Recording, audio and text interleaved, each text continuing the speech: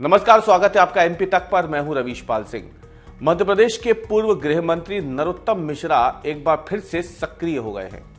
ये बात हम इसलिए कह रहे हैं क्योंकि शुक्रवार को पूर्व गृह मंत्री नरोत्तम मिश्रा ने कांग्रेस के पूर्व राष्ट्रीय अध्यक्ष और वर्तमान में लोकसभा में नेता विपक्ष राहुल गांधी पर जमकर निशाना साधा। नरोत्तम मिश्रा पिछले लंबे समय से अगर देखा जाए तो बयानों से दूर रहे हैं।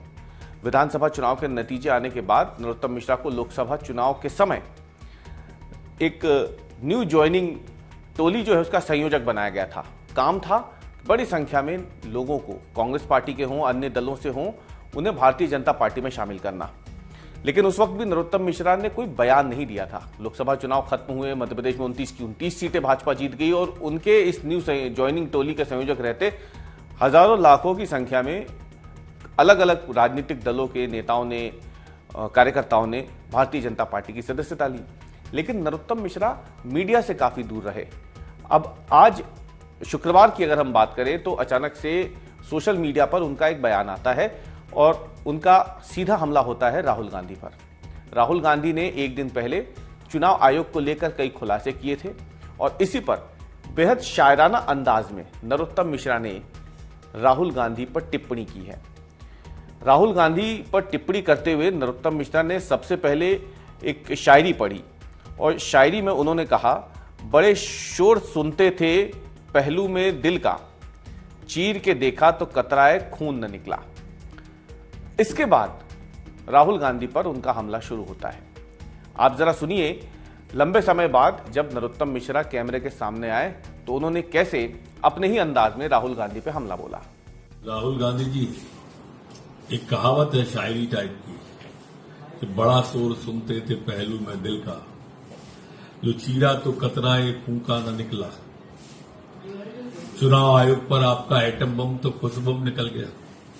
तो वैसे पूरा देश जानता था इस बात को कि अगर आपके पास सबूत होते तो आप देश को बदनाम करने के लिए पहले विदेश जाते, फिर लौट के आप न्यायालय में जाते। लेकिन ना तो आप विदेश गए, न्यायालय गए, जिस बात का पूरे देश ने समझ लिया है कि आपके पास में कोई प्रमाण नहीं है। आदरणीय, अगर आपके पास में सच में कोई सबूत है तो चुनाव आयोग ने आपसे एफिडेविट मांगा है, हलफनामा मांगा है।